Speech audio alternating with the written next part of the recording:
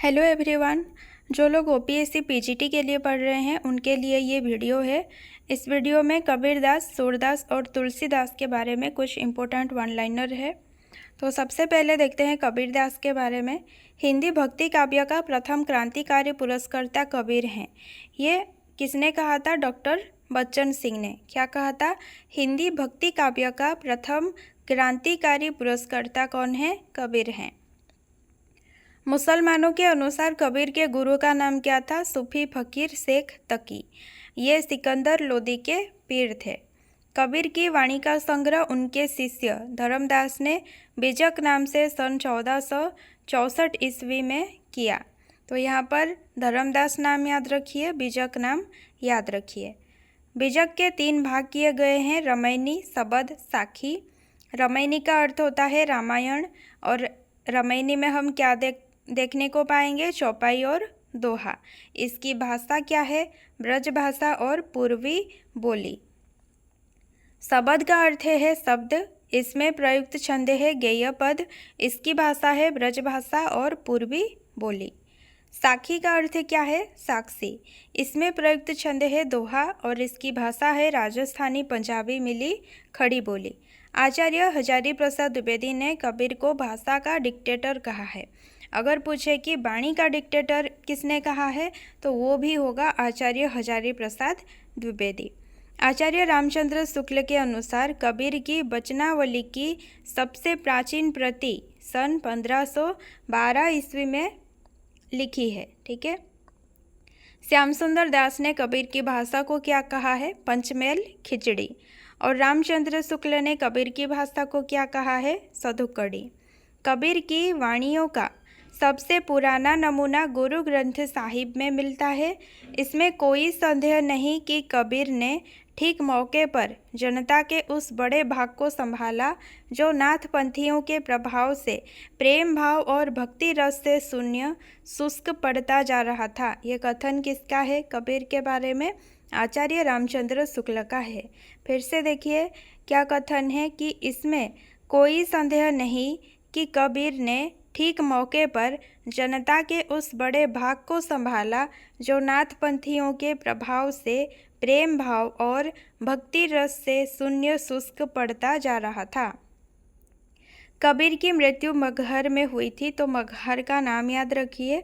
कबीर की पत्नी का नाम था लोई, पुत्र और पुत्री थे कमाल और कमाली। मसी कागज छुयो नहीं, कलम गई हो नहीं हाथ। ये एक इम्पोर्टेंट पंक्ति है कबीर की। कहीं कहीं पर लिखा होता है मसी कागज छुयो नहीं, कलम गई हो नहीं हाथ। फिर हम देखेंगे सूरदास के बारे में कुछ इम्पोर्टेंट लाइन। आचार्य हजारी प्रसाद द्विवेदी ने लिखा है, सूरदास ही ब्रजभाषा के प्रथम कवि हैं और लीला गान का महान समुद्र सूर सागर ही उसका प्रथम काव्य है। ठीक है। भगवत लीला वर्णन करने का उपदेश सूरदास को किसने दिया था? वल्लभाचार्य ने। सूरदास द्वारा रचित 25 ग्रंथ बताया जाता है, जिसमें से कितने उपलब्ध हैं? सिर्फ 3। क्या क्या? सूरसागर, सूरसारावली, साहित्य लहरी। सूरदास कृत सूरसागर का उपजीव्य भागवत महापुराण का 10वां स्कंध है।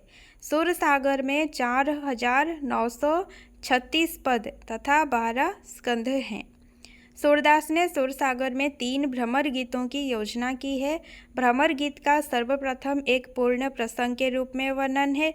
श्रीमद् भागवत के 10वें स्कंध के 47वें अध्याय के 12 से 21 श्लोक में मिलता है। हिंदी साहित्य में देखिए भ्रमर गीत काव्य परंपरा का प्रवर्तन किसने किया था? सूरदास ने। सर्वसम्मति से सूरसागर को क्या कहा गया है? गेय मुक्तक काव्य। ठीक है।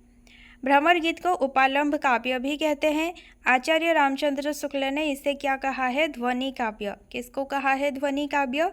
भ्रमर गीत को। सूरसारावली में 1107 छंद हैं। इसकी रचना संसार को होली का रूपक मानकर की गई है।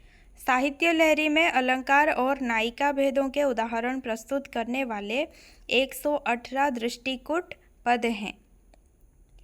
उसके बाद एक कथन है, वात्सल्य और श्रृंगार के क्षेत्र का जितना अधिक उद्घाटन सूर्य ने बंद आँखों से किया उतना किसी और कवि ने नहीं। इन क्षेत्रों का कोना कोना वे झांक आए। किसका कथन है ये सूरदास के बारे में? आचार्य रामचंद्र शुक्ल। उसके बाद एक और कथन है, सूरदास जब अपने विषय का वर्णन शुरू करते हैं तो मानो अलंकार शास्त्र हाथ जोड़कर उनके पीछे दौड़ा करता है। उपमाओं की बाढ़ आ जाती है, रूपकों की वर्षा होने लगती है, संगीत के प्रवाह में कवि स्वयं बह जाता है। ये किसका कथन है? आचार्य हजारी प्रसाद द्विवेदी। सूरदास की मृत्यु पर विट्ठल दास ने कहा था, पुष्टि मार्ग कौ जहाज जात है, जाय कछु लेनो होए सो लेऊ। ठीक है, ये इंपॉर्टेंट लाइन है। सूरदास की मृत्यु पर किसने कहा था? विट्ठल दास ने। सूरदास को वात्सल्य रस का सम्राट माना जाता है। तो वात्सल्य रस का सम्राट किसे कहते हैं? सूरदास को। उसके बाद तुलसीदास के बारे में कुछ लाइन्स हैं। गोस्वामी तुलसीदास के गुरु थे नरहरियानंद या फिर नरहरि दास। गोस्वामी तुलसीदास कृत 12 ग्रंथों को ही प्रामाणिक माना जाता है। क्या क्या 12 ग्रंथ? वैराग्य संदीपनी, रामाज्ञा प्रश्न, रामलला नेछु, जानकी मंगल, रामचरितमानस, पार्वती मंगल, कृष्ण गीतावली, गीतावली, विनय पत्रिका, दोहावली, बरवे रामायण और कवितावली। कवितावली के परिशिष्ट में क्या है? हनुमान बाहुक संलग्न है। रामचरितमानस एक प्रसिद्ध रचना है तुलसीदास जी की। तो उस रचना में कुल 2 वर्ष 7 महीना 26 दिन लगे थे। रामाज्ञा प्रश्न एक ज्योतिष ग्रंथ है। कृष्ण गीतावली में क्या है? कृष्ण से संबंधी पदों की तथा पार्वती मंगल में क्या है? पार्वती और शिव के विवाह का वर्णन है। रामचरितमानस और कवितावली में कलिकाल का वर्णन है। कवितावली में बनारस के तत्कालीन समय में फैले महामारी का वर्णन कौन से कांड में किया गया है? उत्तरकांड में। तुलसीदास ने अपने बाहु रोग से मुक्ति के लिए हनुमान बाहुक की रचना की। ठीक है, तो हनुमान बाहुक की रचना किस लिए की थी? तुलसीदास ने अपने बाहु रोग से मुक्ति के लिए। आचार्य रामचंद्र शुक्ल ने रामचरितमानस को लोक मंगल की साधनावस्था का काव्य माना है। तो कौन सी रचना को आचार्य रामचंद्र शुक्ल ने लोक मंगल की साधनावस्था का काव्य माना है? रामचरितमानस को।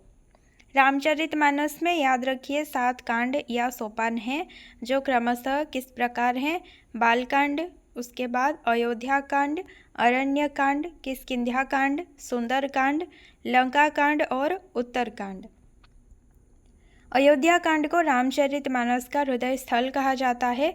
इस कांड की चित्रकूट सभा को आचार्य रामचंद्र शुक्ल ने एक आध्यात्मिक घटना की संज्ञा प्रदान की। ठीक है, तो याद रखिए जो 7 कांड हैं रामचरितमानस के, उनमें से कौन सा कांड रामचरितमानस का हृदय स्थल है? अयोध्या कांड। अलंकार योजना के संबंध में तुलसी को लाला भगवान दीन और बच्चन सिंह ने कहा है रूपकों का बादशाह। ठीक है, ये बहुत इंपॉर्टेंट है। और आचार्य रामचंद्र शुक्ल ने कहा है अनुप्रास का बादशाह। और डॉक्टर उदय भानु सिंह ने कहा है उत्प्रेक्षाओं का बादशाह। ठीक है, तुलसी का संपूर्ण काव्य समन्वय की विराट चेष्टा है। ये किसने कहा था? आचार्य हजारी प्रसाद द्विवेदी। तो यहीं तक ये वीडियो है। आशा है आप सबको अच्छी लगी होगी। ठीक है।